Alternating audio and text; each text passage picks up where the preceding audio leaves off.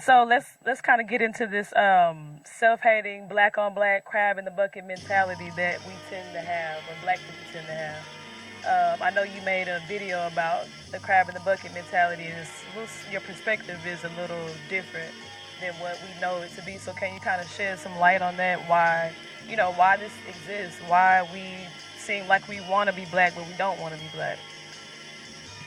Um, okay, so like for in regards to the crab in the bucket deal, my view on that is that for a long time I just described to what I think. I mean, what I even really consider in that whole dynamic, and it's like and I think that's one of the things that hinders black people generally. I mean, particularly, and then people in general, just the world in general. Is that a lot of time we hear something, we just kind of roll with it, right? And in the context that it's used in, we just use that context all across the board. Like you want your cake and eat it too. That's one thing I've never understood. Like, yeah, if it's my cake, of course I want to eat it. So when you start applying certain logics to certain things, then it can kind of change your perspective about it. So in regards to the crab in the bucket thing, when you think about crabs in a bucket and how it's applied to black people, you're talking about animals or the individual or creation existing on the animal level. And when something existing on the animal level, then its only main primary objective is survival. So from that point, that means that it's instinctive. Survival is about reproduction, eating, sleeping, and trying to stay alive, right? And so when the individual is on the animalistic level of living, which is survival, then you don't even have time to consider the next person. So if I'm just trying to get out of the bucket, and without considering you, I'm grabbing on to the first thing that's right there for me to grab. And so it just so happens to be another crab or another individual, right? So now let's just think about if you falling. If we all hanging from a cliff and everybody started falling off the cliff, you naturally is going to grab and cling onto, something. The quickest thing that's going to help you from saving your life. And you may grab another person and pull the whole everybody off of it. And from one perspective, it's like, man, this one individual got everybody killed. Yeah, in a sense, but at the same time, the individual's trying to survive. So it's like if the whole group isn't working together to make sure all of it survive, then it kind of works that way. You kind of force that nature to come out.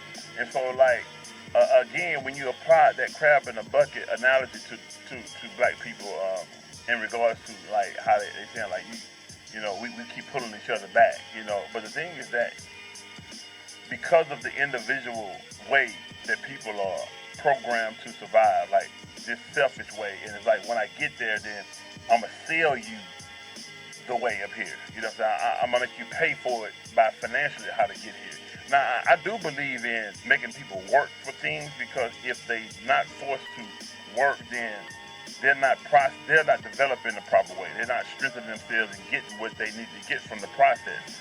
So I'm not saying definitely like just give it to everybody, but I think that just like an individual talk about mentor or the role that a mentor play, I believe that that's how we should be. How we say sharing is caring, each one teach one. That's how it should be. It shouldn't be about I'm gonna teach you only if you got the money, or I'm gonna help you only if you got the money, or like with social media, how it goes like only it's like I only deal with you, I only really want to mess with you if you got so many followers. Meaning that if it's a benefit for me to mess with you, you know what I'm saying?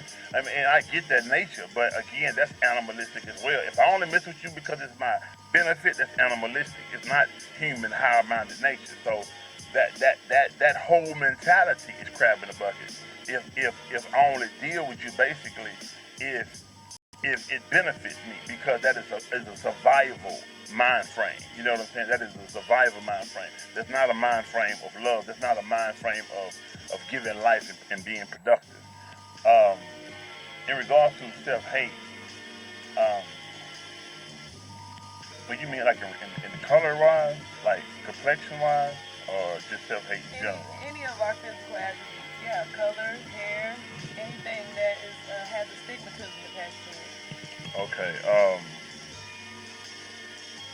I believe with the whole self hate thing, I mean, it's definitely real. I mean, I believe that because since we was here, we lose our identity, who we were, our culture, our spirituality, all that here. then you have a people that's trying to find and identify themselves. And again, it's nature for the human being to begin to try to discover itself off of other human beings. And it's like, it starts in the home, but again, if the house or the head of the house it gets its identity from something external outside of itself and its people or whatever, then it's only reflecting that same image to the young people and it's perpetuating it. But everything in this culture, in American culture, because again, it wasn't established and developed and created, with us in mind as a beautiful factor, what I'm saying, as a plus or as a necessary component to thrive on or whatever, at least not in an equal way, you know. And so when you have the fabric of this country in the way that it is, when you have that fabric being the thing that feeds the country, in the educational system, in the economical system, in um, um, the health system and stuff like that. When you have this type of fabric feeding everything, then it's only perpetuating all of the ideas that uplift one because of the way it looks and its mind frame, and kind of like stumps down on another. Like, I mean, it's just so many ideas of beauty, so many ideas of intelligence, so many ideas of I would say even spirituality or religion. It's so many ideas that don't belong to us that we have adopted or embraced as being the epitome of beautiful or strong or courageous or what's a man, what's a woman, all these different ideas. So it's just like with all these superhero movies and things like that. Anything when I look at a movie, even though I can look at it and still enjoy it, however, the conflict and aspect of it for me today is that it's in my perspective, when especially with predominantly white people in the movie, then it's the white man's ego being portrayed on screen in regards to how it view itself. So it's always going to give its woman and its man these supreme kind of characteristics, while everybody else has kind of like these lower characteristics, and we happen to be always pretty much the bottom of all of these characteristics. So we are portrayed as violent. We are portrayed as we lack moral. We lack emotional control. Um, we lack, like, did I say intelligence? We lack all these different things. Like when the white man is a evil, when he's a villain, he's a genius. You know what I'm saying? When a black man is a villain, he's dangerous. He's violent. He's out of control.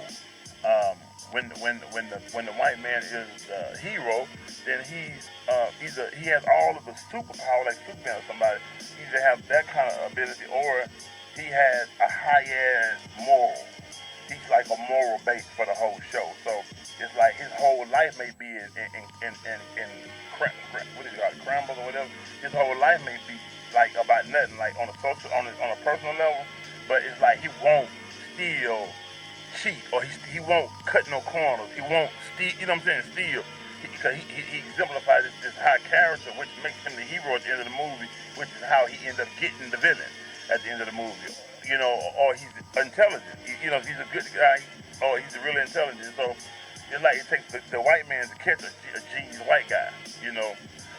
We have a few exceptions like Will and Denzel Washington, but we don't have many images that lift up black images, especially on a raw level. And even when we do, sometimes it still have a twist of European ideas in it.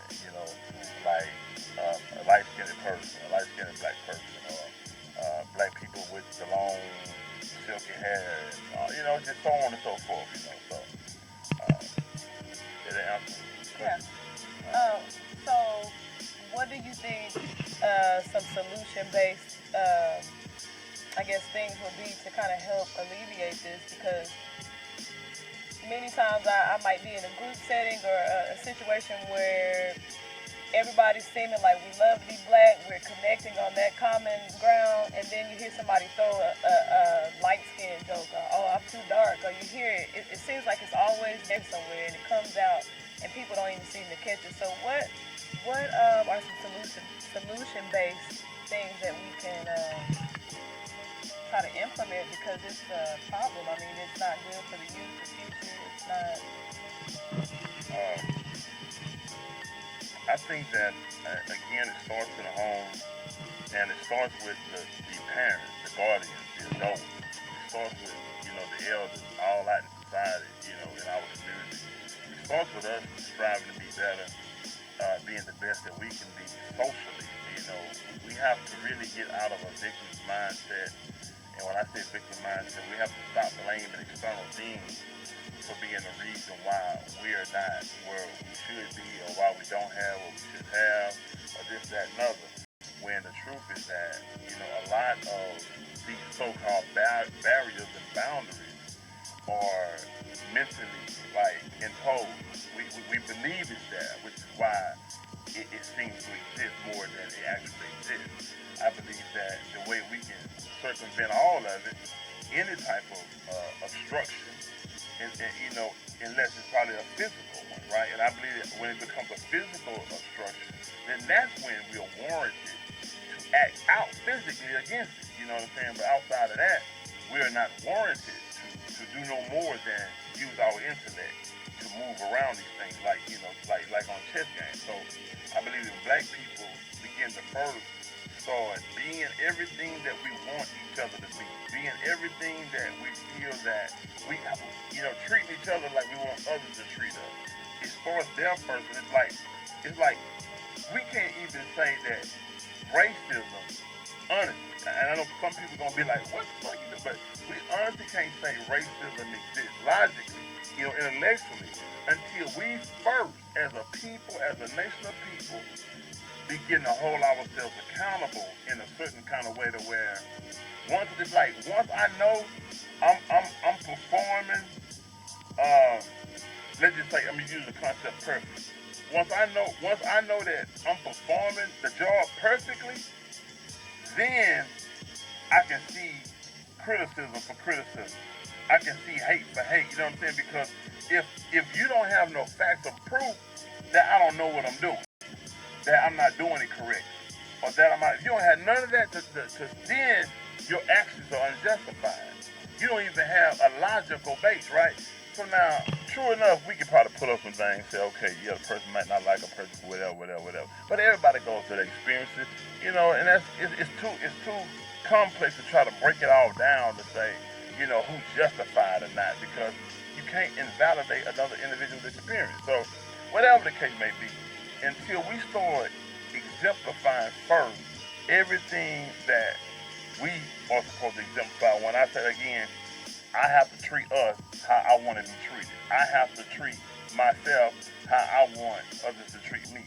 And so I have to start being how I want my kids to be. And all that, And so it's like all that, and we don't want to take that responsibility to begin to first be the change that I want to see. It's like I want the world to change while I kind of remain the same. I want the world to adjust to me while, again, I don't have to do nothing but fit in with what's going on. That mind frame would never work. So to answer that question, I just believe that we definitely just have a lot of self accountability that has to be taken first and foremost before we can begin to start worrying about it, focusing on if someone likes me or not, you hate me, you stopping me,